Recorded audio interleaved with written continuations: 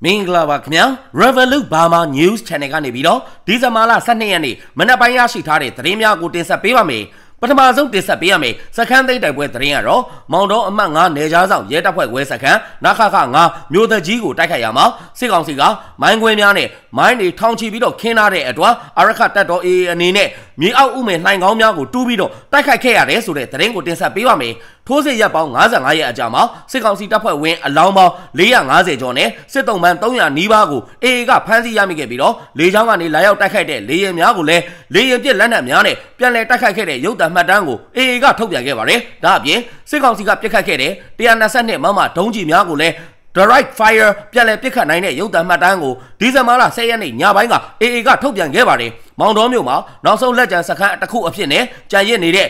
အမှတ်9နယ်ကြားဆောင်ရဲတပ်ဖွဲ့ဝဲစခန်းနခခ9ကိုဒီဇင်ဘာလ10ရက်နေ့မနက်9:30မိနစ်မှာ AA ကအပိသက်တိုက်ခိုက်ချိန်မုံနိုင်ခဲ့တဲ့အတွက်ကြောင့်မောင်တော်ဒေသတစ်ခုလုံးကိုအလုံးစုံထိန်းချုပ်နိုင်ခဲ့ပြီဖြစ်တယ်လို့သိရပါတယ်။သို့တော်လည်းနခခ9ကနေထွက်ပြေးလွတ်မြောက်နေတဲ့ရန်သူတချို့ရှိနေတဲ့အတွက်ကြောင့်၎င်းတို့ကိုလိုက်လံရှာဖွေရှင်းလင်းလျက်ရှိတယ်လို့ AA ကပြောဆိုထားပါတယ်။မောင်တော်ဒေသမှာပြီးခဲ့တဲ့စက်တင်ဘာလ10ရက်နေ့ကတည်းကနခခ9စခန်းတစ်ခုတည်းသာကြန့်ရှိတော့ခြင်းဖြစ်ပြီးတော့မောင်တော်ဒေသအတွင်းမှာရှိတဲ့အခြားသောစခန်းများအားလုံးကိုAA ကထိန်းချုပ်ထားနိုင်ခဲ့တယ်လို့သိရပါတယ်။နခခ9စခန်းဟာမောင်တော်မြို့ရဲ့မြို့တကြီးရက်ကွက်မှာတည်ရှိပြီးတော့စစ်ကောင်စီအင်အား900ကျော်စခန်းချတပ်ဆွဲထားတဲ့စခန်းကြီးတစ်ခုဖြစ်ကစခန်းရဲ့ပတ်လည်မှာလဲတန်ဆူးကျိုးနှစ်ထပ်နဲ့ကာရန်ထားပြီးတော့တစ်ခုနဲ့တစ်ခုကြားထဲမှာတက်ကွင်းများကိုကောင်းစွာပြင်ဆင်ထားတယ်လို့သိရပါတယ်။တချို့နေရာများမှာပေ20ခန့်ကျဲတဲ့ရေမြောင်းများကိုဖောက်လုပ်ထားပြီးတော့စူးကြုံများကိုထောင်ထားကဒေါင်းမန်စတူကန်ပုံပတ်လည်ပုံစံရှိပြီးတော့လေးဘက်လေးတံမှာအခိုင်အမာတိဆောက်ထားတဲ့ဘန်ကာ20ကျော်ဘန်ကာအသေးအကြီး overhead စုစုပေါင်း100ကျော်ရှိကစခန်းအတွင်းထဲမှာခိုင်ခန့်ထူထပ်တဲ့အဆောက်အုံကြီးများ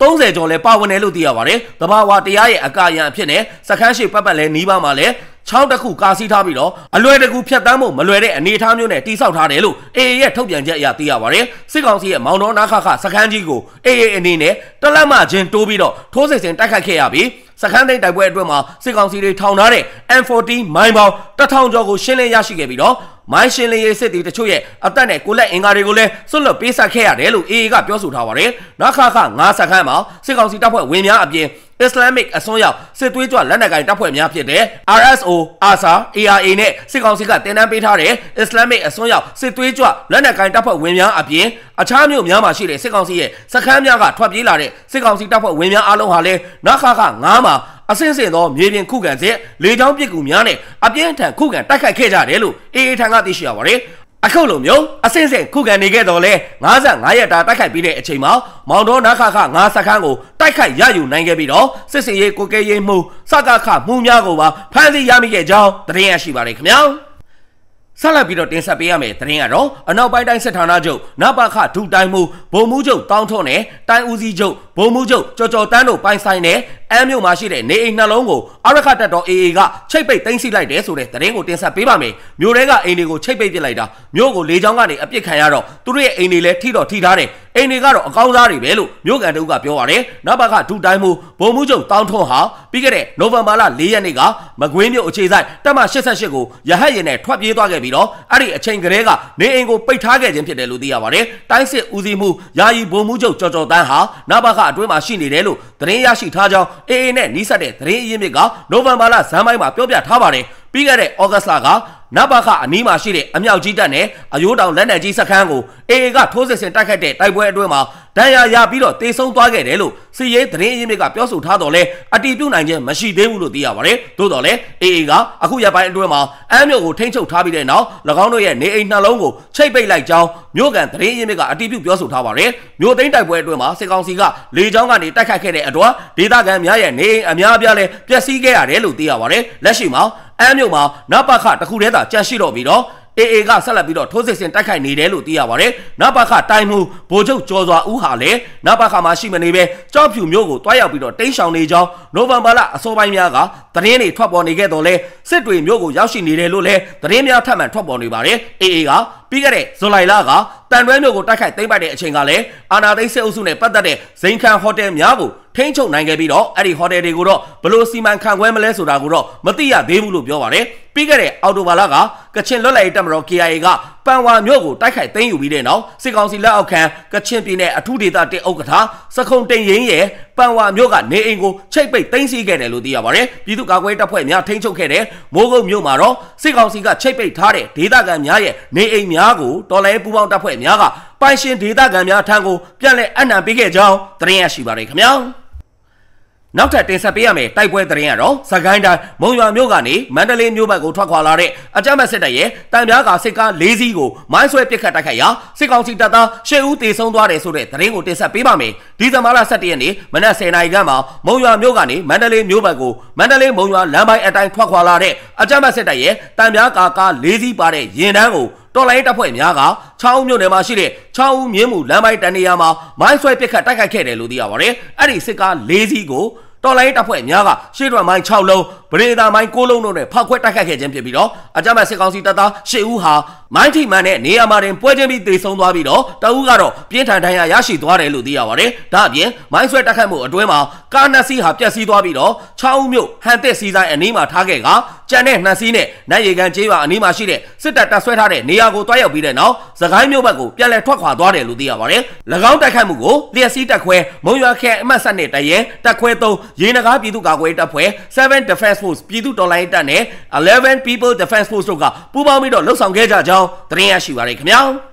ဆက်လက်ပြီးတော့တင်ဆက်ပေးရမယ့်သတင်းကတော့စကိုင်းတိုင်းရွှေဘုံမြို့နယ်တပြေသာရွာမှာအကြမ်းဖက်စစ်တပ်ကမီးရှို့တပ်ဖြတ်ထားတဲ့ရုပ်အလောင်း၄လောင်းကိုတွေ့ရှိခဲ့ရပြီးတော့စစ်ကောင်စီတပ်သားများမီးရှို့ဖျက်ဆီးမှုကြောင့်နေအိမ်200နီးပါးပြာကျကမိုင်းနေမိပြီးတော့ပြူစောတိတအုပ်သေဆုံးသွားတယ်ဆိုတဲ့သတင်းကိုတင်ဆက်ပေးပါမယ်ဒီဇင်ဘာလ9ရက်နေ့ကနေ9ရက်နေ့အထိရွှေဘုံမြို့ပေါ်ကနေထွက်လာတဲ့အကြမ်းဖက်စစ်သားများနဲ့ရွှေဘုံမြို့နယ်အနောက်ဘက်မှာရှိတဲ့ပြူစောတိကျေးရွာများကပြူစောတိများပူးပေါင်းပြီးတော့တပြေသာကျေးရွာကိုစစ်ကြောင်းထုတ်ဝင်ရောက်ပြီးတော့စီးနင်းခဲ့တယ်လို့သိရပါတယ်အဲ့ဒီအကြမ်းဖက်စစ်တပ်စစ်ကြောင်းကကျေးရွာအတွင်းမီးရှို့တပ်ဖြတ်ခဲ့တဲ့ရုပ်အလောင်း၄လောင်းကိုတွေ့ရှိခဲ့ရတယ်လို့သိရပါတယ်အဲ့ဒီသေဆုံးသွားတဲ့သူများဟာတော်လိုင်းတပ်ဖွဲ့များနဲ့ဒေသခံပြည်သူများမဟုတ်ဘူးလို့ပြောပါတယ်လက်ရှိအချိန်ထိအကြမ်းဖက်စစ်တပ်စစ်ကြောင်းထုတ်ခဲ့တဲ့နယ်မြေအတွင်းမှာပျောက်ဆုံးနေတဲ့ပြည်သူများလည်းမရှိဘဲနဲ့မြည်သူမြည်ဝါဖြစ်တယ်ဆိုတာကိုတော့အတည်ပြုနိုင်ခြင်းမရှိသေးကြောင်းရွှေဘုံမြို့နယ်ပြည်သူ့ကာကွယ်အဖွဲ့ကတာဝန်ရှိသူတို့ကပြောပါတယ်သေဆုံးရတဲ့သူတွေကတော့ဘယ်သူလဲဆိုတာအတည်မပြုနိုင်သေးဘူးနယ်မြေအတွင်းမှာတော့ပြည်သူတွေနဲ့ကာကွယ်တပ်ဖွဲ့ဝင်တွေပျောက်ဆုံးမှုတွေမရှိဘူးလို့ရွှေဘုံမြို့နယ်ပြည်သူ့ကာကွယ်အဖွဲ့ကတာဝန်ရှိသူတို့ကပြောကြားထားပါတယ်ဒါအပြင်အကြမ်းဖက်စစ်တပ်စစ်ကြောင်းကကျေးရွာအတွင်းမှာရှိတဲ့နေအိမ်200ခန့်ကိုလည်းမီးရှို့ဖျက်ဆီးသွားတယ်လို့သိရပါတယ်ရွှေဘုံမြို့နယ်ပကဖတိုက်ခိုက်ရေးအဖွဲ့ PDO ဦးဆောင်တဲ့နယ်မြေကန်ပကဖအဖွဲ့များကထောင်ထားတဲ့မိုင်းကွင်းကိုအကြမ်းဖက်စစ်ကောင်စီတပ်သားများဖျက်ဆီးသွားလာတဲ့အချိန်မိုင်းနှင်းမိပြီးတော့ပြူစောတိတအုပ်သေဆုံးက3ဦးထိခိုက်ဒဏ်ရာရရှိခဲ့တယ်လို့သိရပါတယ်အဲ့ဒီထိခိုက်ဒဏ်ရာရတဲ့3ဦးထဲမှာပယံရွာကပြူစောတိခေါင်းဆောင်အောင်ကျော်လဲပါဝင်ကြောင်းသတင်းရရှိပါတယ်ခင်ဗျာနောက်ထပ်တင်ဆက်ပေးရမယ့်သတင်းကတော့ပြည်ပနိုင်ငံများကနေတရားမဝင်တင်သွင်းထားတဲ့တွင်းကုန်ပစ္စည်းများကိုအခုထက်ပိုမိုပြီးတော့လေးစားခန့်ပိုမိုဖမ်းဆီးရန်အကြမ်းဖက်ဒူးစစ်ခေါင်းဆောင်စိုးဝင်းကထပ်မံအမိန့်ပေးလိုက်တယ်ဆိုတဲ့သတင်းကိုတင်ဆက်ပေးပါမယ်။နေပြည်တော်မှာပြုလုပ်တဲ့တရားမဝင်ကုန်သွယ်မှုတိုက်ဖျက်ရေးဗဟိုကော်မတီအစည်းအဝေးမှာစိုးဝင်းကအခုလိုမျိုးပြောဆိုအမိန့်ပေးလိုက်ခြင်းဖြစ်တယ်လို့သိရပါတယ်။အခုနှစ်2024ခုနှစ်လအလိုက်တရားမဝင်ကုန်ပစ္စည်းများဖမ်းဆီးရရှိမှုဟာတစ်လထက်တစ်လပိုမိုတိုးတက်ပြီးတော့ဖမ်းဆီးနိုင်ခဲ့တော်လဲမြန်မာနိုင်ငံနဲ့ကုန်သွယ်ဖက်အိန္ဒိယနိုင်ငံများရဲ့ပို့ကုန်သွင်းကုန်လက်ခံစည်ရင်းများကိုတိုက်ဆိုင်ပြီးတော့စစ်ဆေးကြည့်ရမှာ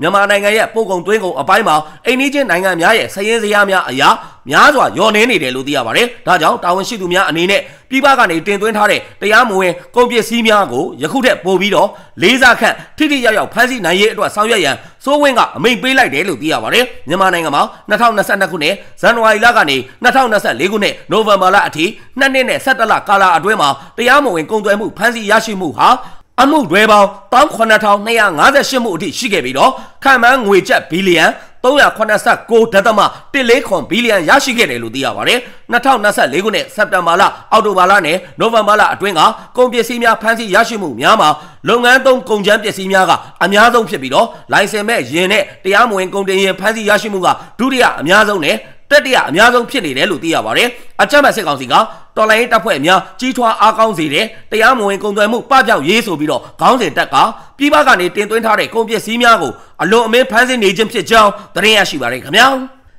ဆက်လက်ပြီးတော့တင်ဆက်ပေးရမယ့်သတင်းကတော့မွန်ပြည်နယ်ရေးမြို့နယ်မှာခမရ299တပ်ရင်းကပြည်သူစစ်တင်နန်းစင်တပ်သားတအုပ်ဟာလက်နက်ခဲယမ်းများကိုယူဆောင်လာပြီးတော့အလင်းဝင်ရောက်ခဲ့တဲ့ဆိုတဲ့သတင်းကိုတင်ဆက်ပေးပါမယ်။အလင်းဝင်လာတဲ့ခမရ299တပ်ရင်းကပြည်သူစစ်တင်နန်းစင်တပ်သားစောဆိုးထက်အေးဟာရေးမြို့မြောက်ပိုင်းတပ်ခွဲရာမညပျောက်ကြားတပ်ဖွဲ့ RGF ထံကိုလက်နက်ခဲယမ်းများကိုယူဆောင်လာပြီးတော့အလင်းဝင်ရောက်ခဲ့ခြင်းဖြစ်တယ်လို့ဒီဇင်ဘာလ10ရက်နေ့မှာရာမည Guerrilla Force တပ်ဖွဲ့ကထုတ်ပြန်ထားပါတယ်။ပြည်သူစစ်တင်နန်းစင်တပ်သားစောဆိုးထက်အေးဟာ MA11 တနက်တလက်G 120တောက်ကြီးပေါက်3ခုအီနာကဘုံဒီတစ်လုံးလက်ပစ်ဘုံတစ်လုံးနင်းမိုင်းတစ်လုံးကြီးကအင်ကြီးတစ်ထည်နဲ့စစ်သုံးဆောင်ပစ္စည်းများကိုပါယူဆောင်လာပြီးတော့တပ်ခွဲတာဝန်ရှိသူကိုရဲရင်သွေးထံကိုအနံပေးခဲ့တယ်လို့သိရပါတယ်စစ်အာဏာရှင်စနစ်တိုက်ဖြတ်ရေးမှာပူးပေါင်းပါဝင်ပေးခြင်းအတွက်ရာမညပျောက်ကြားတပ်ဖွဲ့အနေနဲ့လည်းအသီးသီးသောတော်လှန်ရေးအဖွဲ့အစည်းများနီးတူဝမ်းမြောက်တက်ကြွစွာကြိုးဆိုလျက်ရှိတယ်လို့ပြောဆိုထားပါတယ်အလင်းဝင်ရောက်ရန်ဆက်သွယ်မဲ့နီလန်းများကိုအကြမ်းဖက်စစ်တပ်ရဲ့တပ်တွင်းတွေကဖျဲသီးများကိုဖြန့်ဝေထားပြီးဖြစ်ပြီးတော့ ICC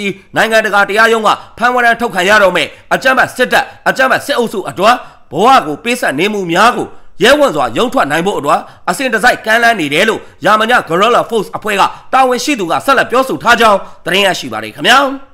အခုလိုမျိုးမြန်မာတနိုင်ငံလုံးမှာဖြစ်ပွားနေတဲ့စီးရေးသတင်းနိုင်ငံရေးသတင်းများကိုအချိန်ပေးပြီးတော့နားဆင်ပေးတဲ့အတွက် Revolut Burma News Channel ကနေပြီးတော့အထူးပဲကျေးဇူးတင်ရှိပါတယ်ခင်ဗျာ